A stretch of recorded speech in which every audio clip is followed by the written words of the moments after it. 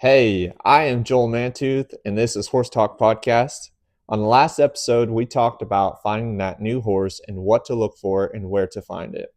On this episode, we're going to talk about presenting that new horse to your farm and ranch and how to do that in a way that's successful for that horse so that in the future, when you present him to new places, he already has the confidence of you presenting him to a new place that when you take him in the future to newer places that he's never been before, he already can find that confidence in you and what you present to him, if that makes sense. So we'll dive right into it. It doesn't matter how many horses I've had, a new horse is always very exciting. I can't wait to go try them out and get to know them because every horse is a little bit different, and I think that's what makes them so exciting is they're not like cars, they're not like machines. They have different characters, different genetics, different ways they move or react. And so getting to figure that out about every new horse is very exciting and something I really enjoy doing.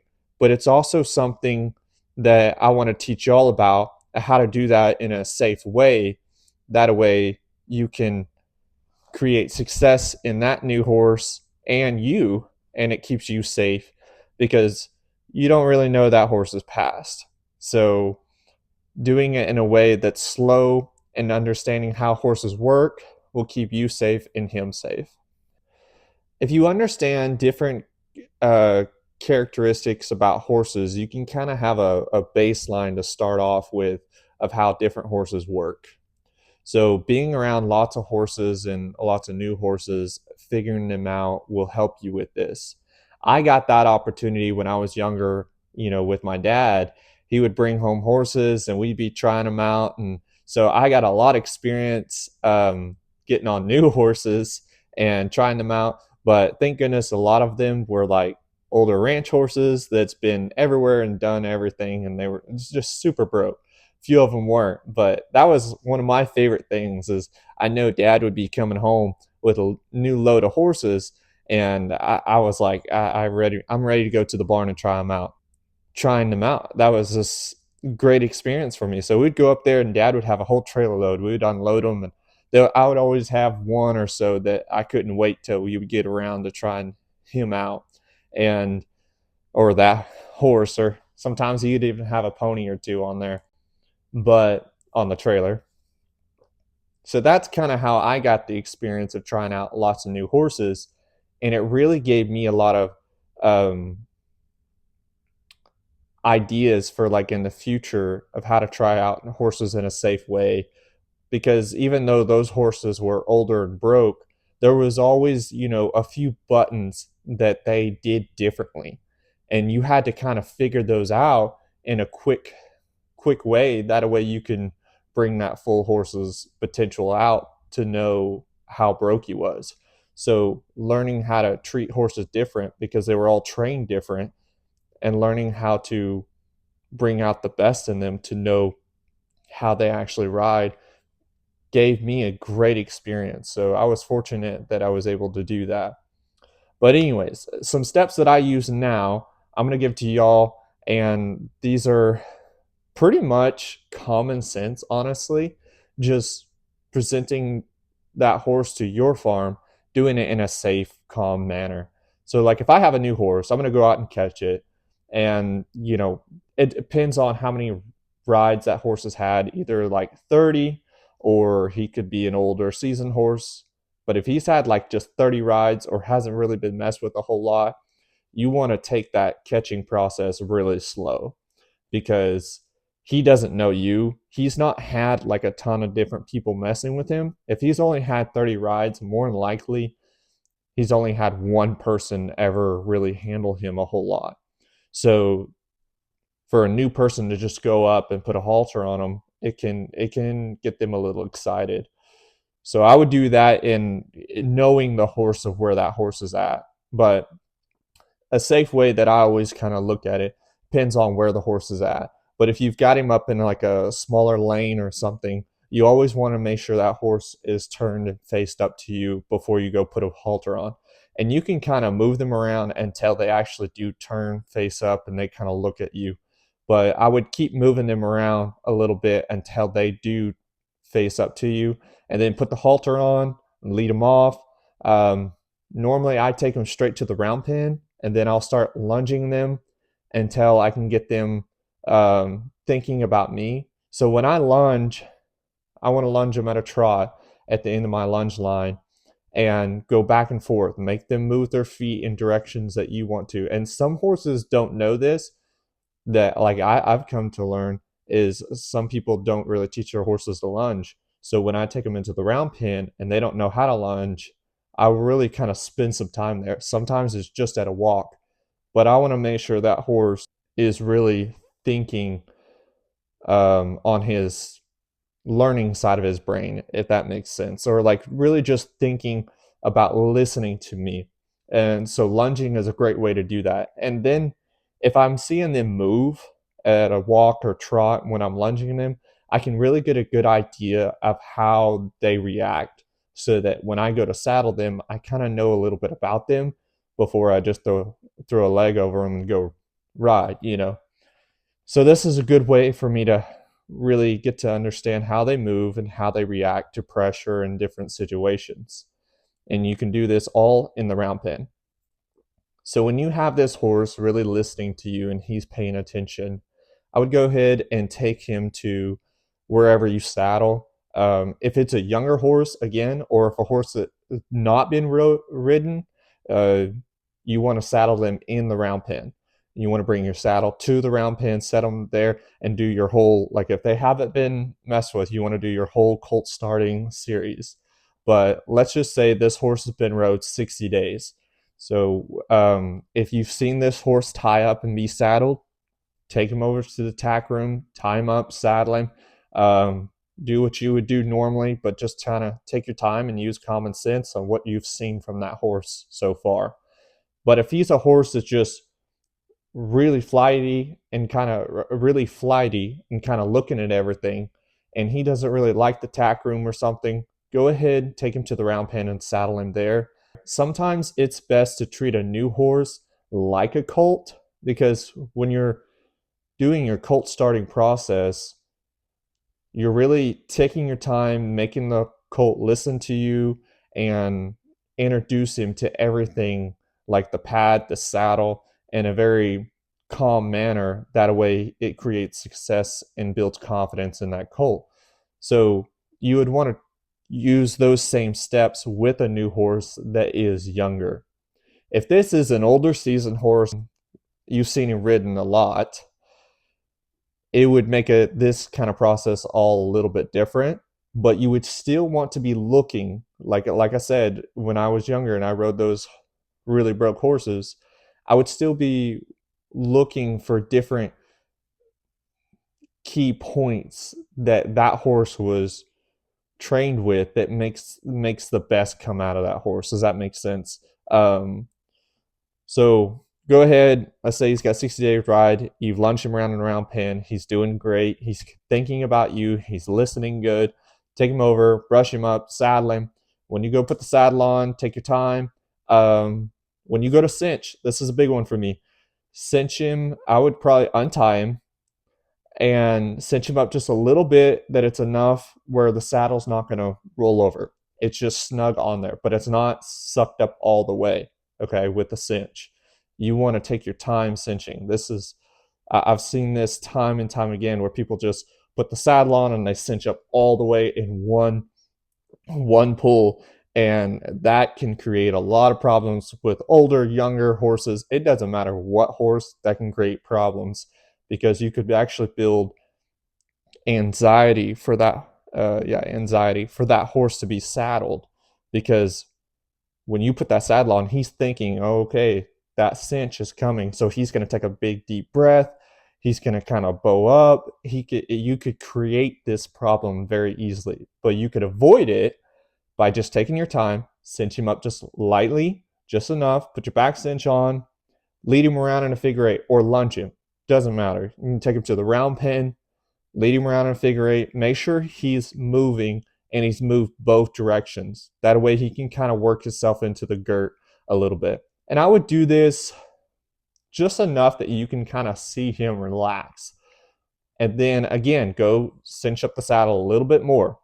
And, at this point, you want to get it pretty snug. It's almost there. Lunge him or lead him in a figure eight again. Work him into that girt one more time. And then for the final time, go ahead and tighten it up all the way.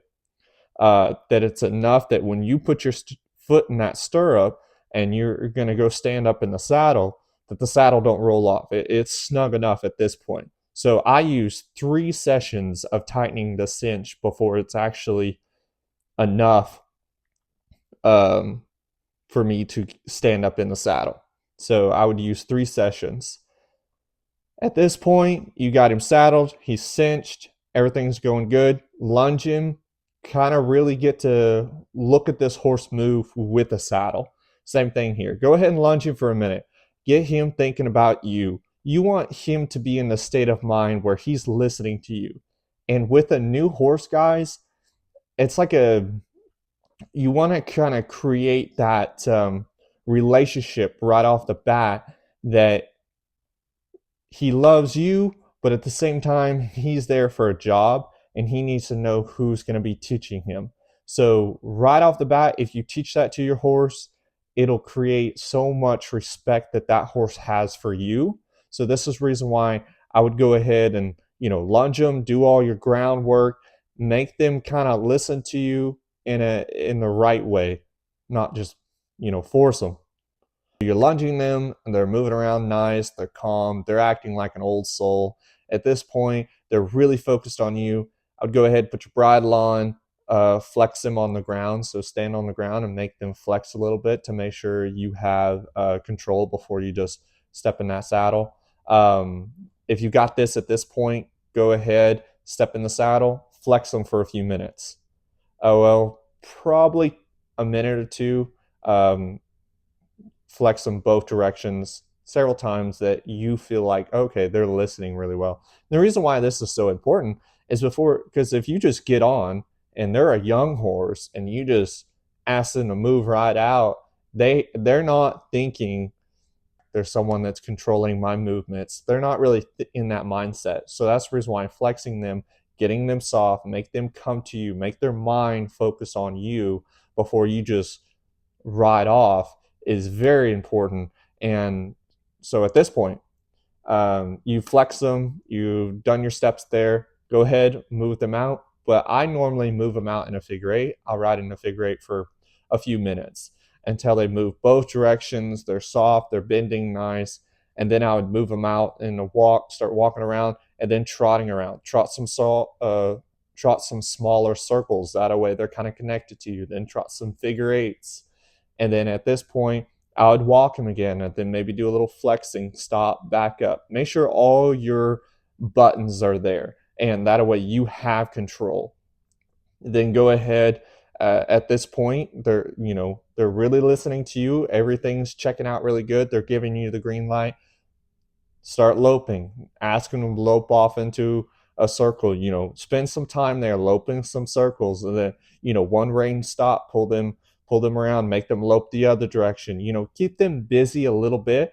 Don't just lope them right out and then just turn them loose, and that way they're just like running. When you first start loping them, kind of keep them busy a little bit. Lope them out, go a lap or so, turn them, go the other way, and then turn them and go the other way, and busy a little bit. You could turn them inside or outside.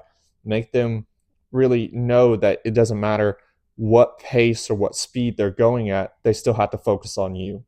So at this point, you're loping some circles, everything's going good, you got some green light, you got to stop at a walk, trot, and lope. That is very important. Make sure you've got to stop and back up at all 3 of those stages. Then go ahead. You can open up the gate, however, if he side pass, it doesn't matter. I mean, whatever your horse does.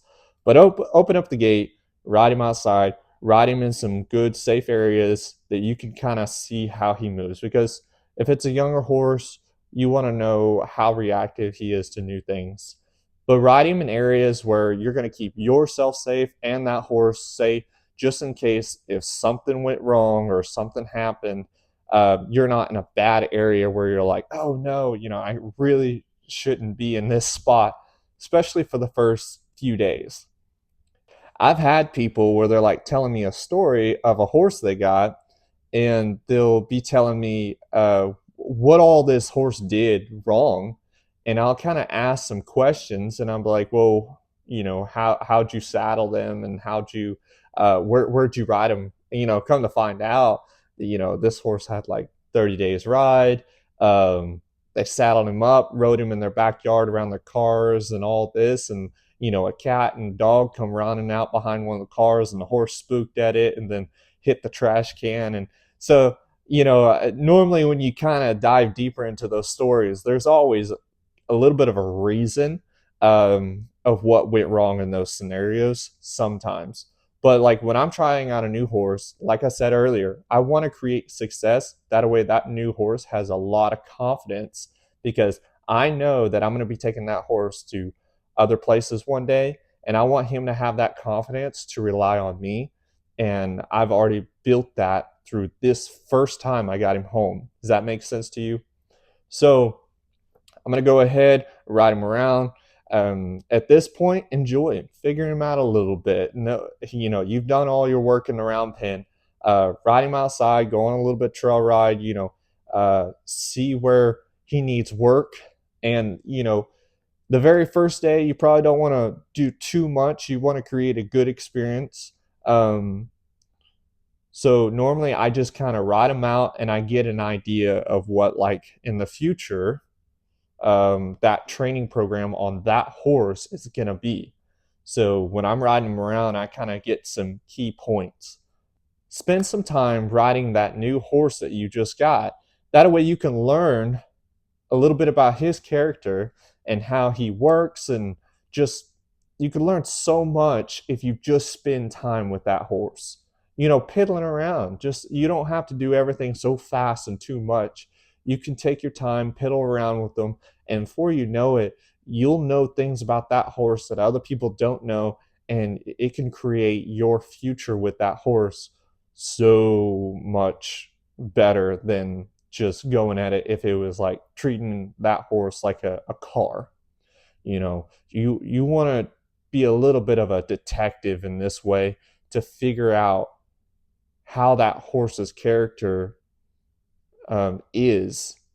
That way your training program that needs to be on that horse, and different techniques that you can use to make that horse have a very successful career. If you're getting around a lot of horses, you'll learn how to go through these steps very quickly because you can read that horse and really pay attention, and you can kind of have an idea of how different characters of horses work a little bit. So, guys, thank you so much for listening. If you have any questions, go ahead and comment and like and subscribe your new journey of your horse. So, thank you so much for listening to Horse Talk Podcast.